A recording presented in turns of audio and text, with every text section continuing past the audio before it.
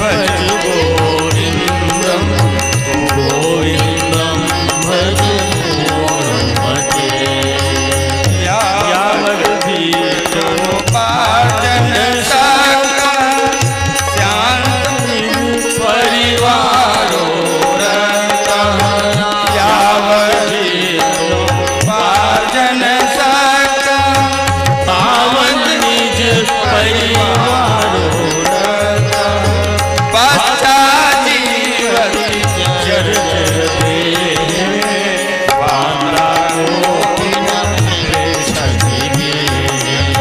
पश्चात जीवति जर जर देहे वाला कोपि न प्रेक्षति गेहे भज गोविंदम भज गोविंदम गोविंदम भज मूढ़मते यावत् पवनो निवसति देहे तावत् प्रेक्षति कुशलं गेहे यावत् पवनो निवसति देहे तावत् प्रेक्षति कुशलं गेहे गतिवति वायो देहा माये माया विनिभ्यति तशरीराय भज गोविंदम भज गोविंदम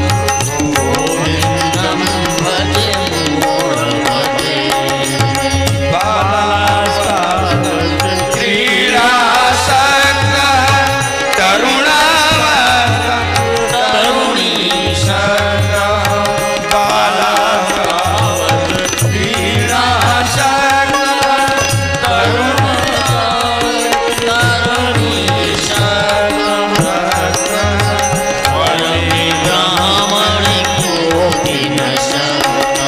भज गोविंदम भज गोविंदम गोविंदम भज मूढ़मते काते कांता कस्य पुत्र संसारो जीवविचित्रः काते कांता कस्य पुत्र संसारो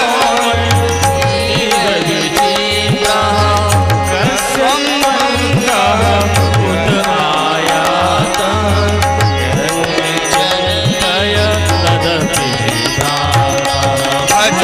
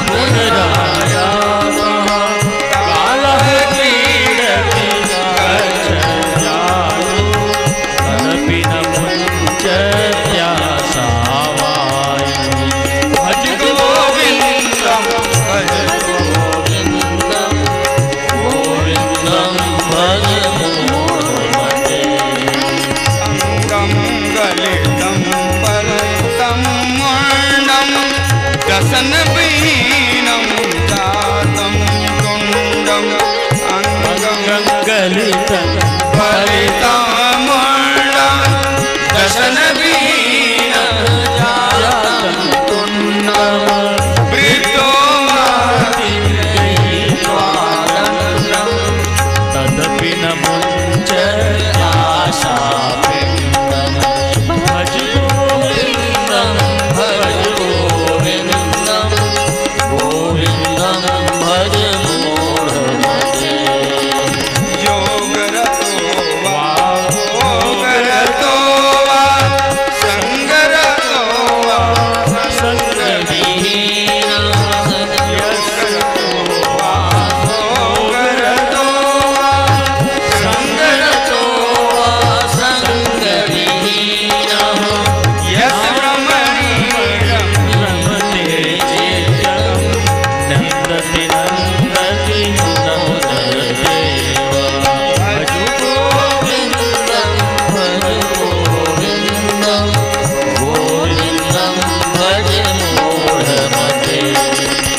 भगवत गीता पेंच जदीता गंगा जल लव प्रणीता पीता भगवत गीता पेंच जदीता गंगा जल लव प्रणीता पीता सकृत प्रियेन मुरारि समर्चा प्रियते तस्य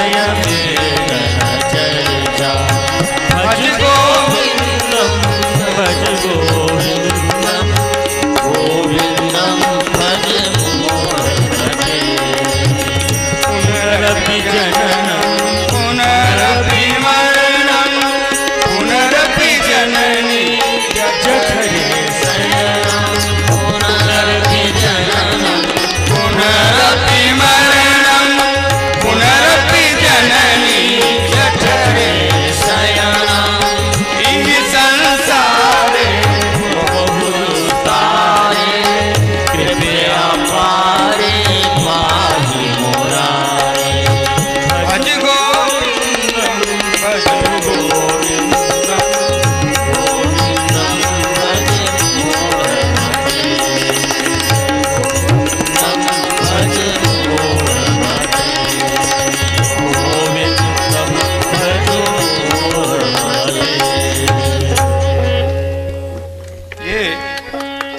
संस्कृत की रचना है। देखिए,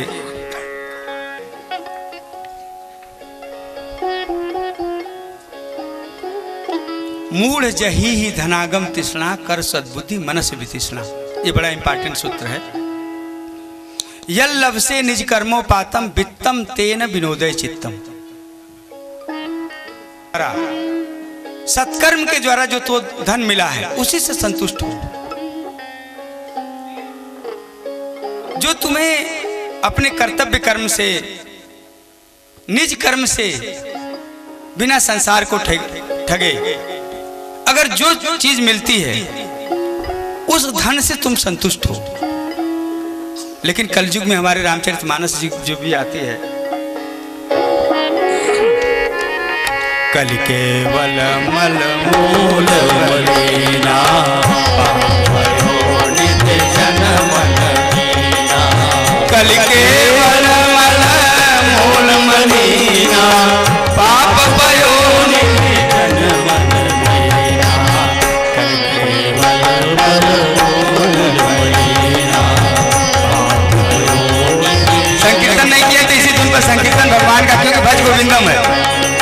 जय सिया राम जय जय सिया राम जय सिया राम जय जय। सब लोग बोले जय सिया राम जय सिया राम जय सिया राम जय सिया राम जय सिया राम जय सिया राम जय सिया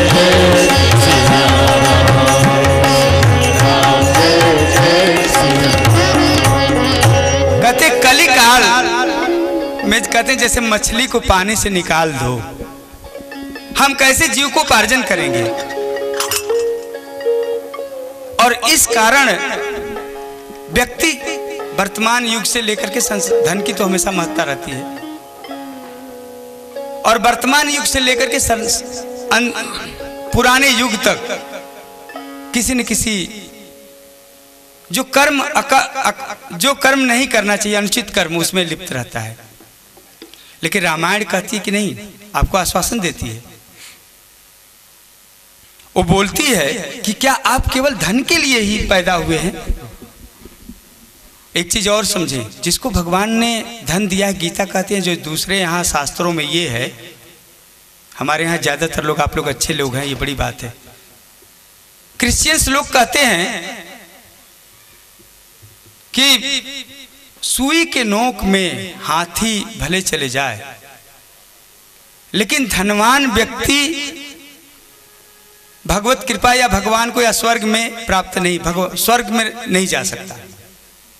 लेकिन हमारे यहाँ कहते नहीं, आप लोग जितने लोग हैं, कहते जब आप सत्कर्म करते हैं, योग भ्रष्ट की संज्ञा दी गई है, न ही कच्चित क्षणमपि जातु तिष्ठत् कल्याण कृत कर्म, गीता के जो दूसरे अध्याय में जो दिया है 6वें में, कि कभी भी कल्याण कृत कर्म जो है, कहते योग भ्रष्ट, कहें क्या करेंगे, क्या आप जैसे लोगों को भगवान बना देते हैं, अच्छे खानदान देते हैं, अच्छा पद देते हैं, और जो पुरानी साधना रहती है उस साधना से ईश्वर प्राप्त करने के तरीके रहते हैं। बेचारा जो 24 घंटे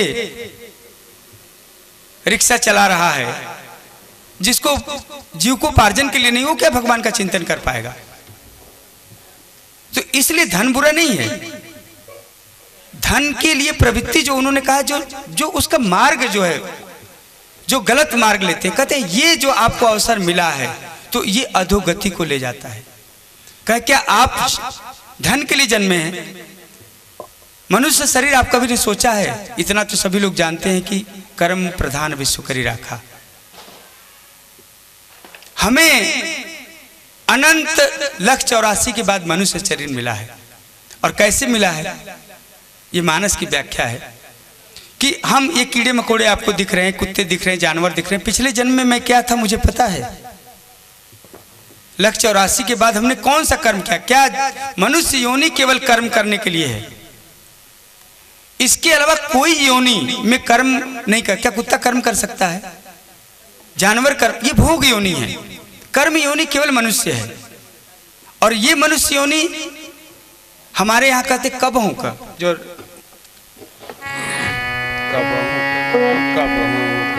कृपा कर दे,